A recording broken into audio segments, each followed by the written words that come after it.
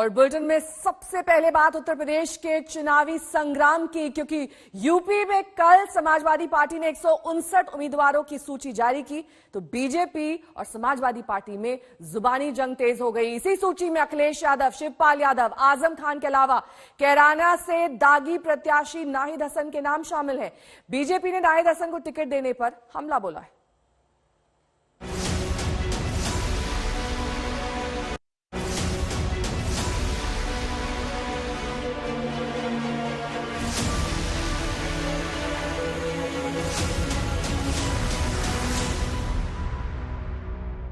गुंडों, अपराधियों, माफियाओं, दंगाइयों, व्यभिचारियों की पार्टी है।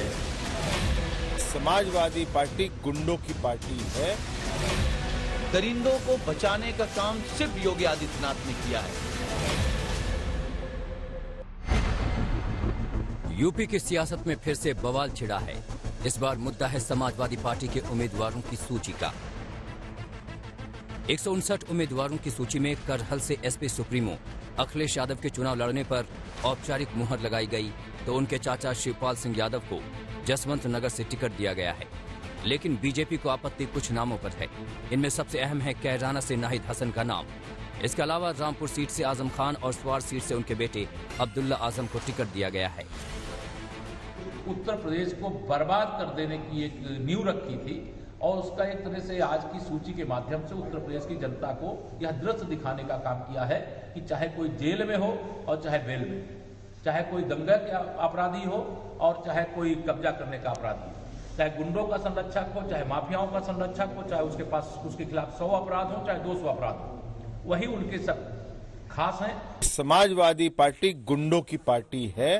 वो सिद्ध भी कोई कर रहा है तो अखिलेश यादव ही कर रहे हैं। जिस प्रकार से टिकट वितरण कर रहे हैं, जिनको बेल नहीं मिल सकती, सुप्रीम कोर्ट रिजेक्ट कर रहा है, आजम खान उनके बेटे हो, उनको भी वो टिकट दे रहे हैं।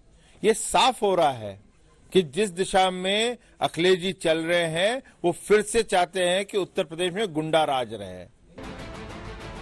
बीजेपी नेताओं की इन आपत्तियों पर समाजवादी पार्टी ने भी तीखा पलटवार किया है। भारतीय जनता पार्टी झूठ बोलने में बहुत माहिर है। उन्हें हमारे इतनी बड़ी लिस्ट में केवल कुछ नाम दिख रहे हैं। अरे महाराज भूलिए नहीं, 5 साल से आप सरकार में थे और जो भी बेटियां योगी जी के पास मदद मांगने आई, या तो उन्होंने आत्महत्या किया है या आत्महत्या का प्रयास किया है। दरिंदों को बचाने का काम सिर्फ योगी आदित्यनाथ ने किया है। समाजवादी पार्टी ने कल जिन 159 प्रत्याशियों की पहली सूची जारी की है, इसमें पहले, दूसरे, तीसरे और चौथे चरण की सीटें शामिल हैं।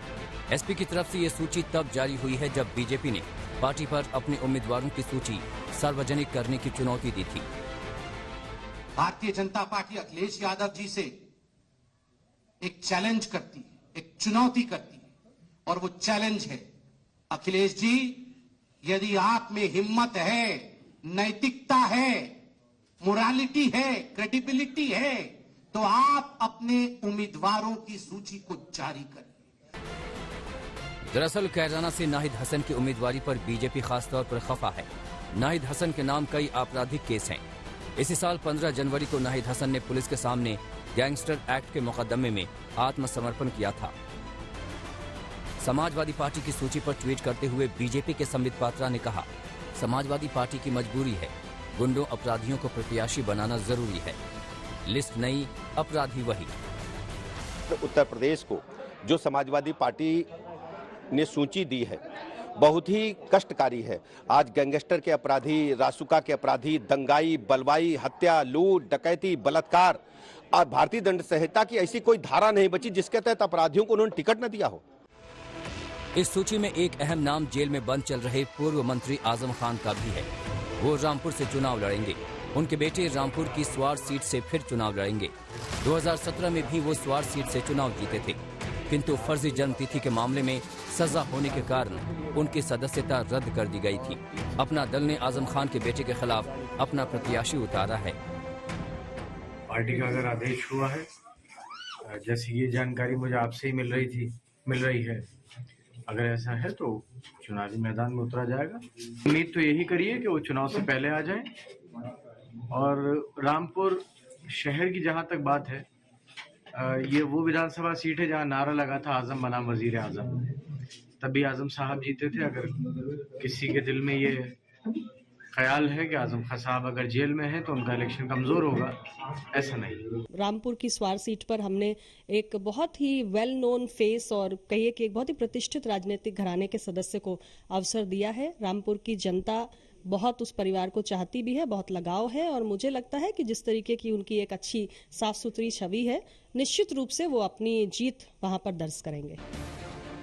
बीजेपी से बगावत कर समाजवादी पार्टी में शामिल हुए पूर्व मंत्री स्वामी प्रसाद मौर्य के बेटे उत्कृष्ट मौर्य का नाम इस सूची से गायब होना चर्चा का विषय बना हुआ है। रायबरेली की ऊंचाहार सीट से समाजवादी पार्टी अपने विधायक मनोज पांडे को फिर से टिकट दिया है। आजम खान, उनके बेटे अब्दुल्ला आजम, कंट्रोवर्शियल नाम नाहिद हसन, इस तरह के नाम हैं जिसके बाद बीजेपी ने लिस्ट जारी होते ही समाजवादी पार्टी पर हमला शुरू कर दिया है। समाजवादी पार्टी पर हमला लगातार बन रहा है। संबित पात्रा एक तरफ कह रहे हैं कि ये गुंडों की सूची है, तो वहीं बीजेपी के ट्विटर हैंडल से पोस्ट किया जा रहा है कि नाहिद हसन और इस तरह के नामों से समाजवादी पार्टी चुनाव से पहले तुष्टीकरण की राजनीति करती नजर आ रही है। लखनऊ से समर्थ श्रीवास्तव के साथ हिमांशु मिश्रा, दिल्ली आज तक। लखनऊ से मेरे सहयोगी अभिषेक मिश्रा इस वक्त तमाम जानकारी के साथ जुड़ गए। अभिषेक, देखिए, जिस नाहिद हसन को लेकर समाजवादी पार्टी की इतनी किरकिरी हो चुकी है, इतनी बार आलोचना की जा चुकी है, उसी को टिकट दे दिया, क्या मजबूरी है भाई? देखिए, बिल्कुल नेहा, नाहिद हसन को लेकर के पहले से बीजेपी सवाल कर रही थी, लेकिन समाजवादी पार्टी के मुखिया अखिलेश यादव बार बार इस बात को कह रहे हैं कि उसी प्रत्याशी को टिकट दिया जाएगा जो जिताऊ होगा। यानी कि साफ तौर पर जीत इस समय समाजवादी पार्टी के लिए सबसे ज्यादा जरूरी हो जाती है और यही कारण था कि नाहिद हसन को टिकट दिया जाता है। आजम खान फिर से मैदान में है, उनके बेटे अब्दुल्ला आजम भी मैदान में है और मनोज पांडे, जिनको लेकर के भी ऊंचाहार की सीट से साफ तौर पर अगर देखा जाए तो स्वामी प्रसाद मौर्य के बेटे के लिए वो लगे हुए थे, उनको टिकट नहीं मिलता है क्योंकि उन्हें पता है कि मनोज पांडे की वहां जीतने की पॉसिबिलिटी ज्यादा है, इसलिए मनोज पांडे को टिकट दिया गया।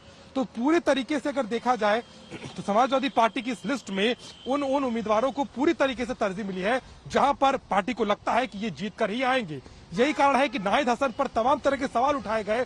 बीजेपी लगातार इसको लेकर के हाशिए पर लेती रही, लेकिन उसके बावजूद भी कैराना से वो मैदान में है। तो साफ नजर आता है कि चाहे आपराधिक मामले हो, चाहे दबंगई की बात हो या फिर जो भी स्थानीय नेता है, उन्हीं पर समाजवादी पार्टी ने एतबार किया है। जी, बहुत बहुत शुक्रिया अभिषेक इस तमाम जानकारी के लिए।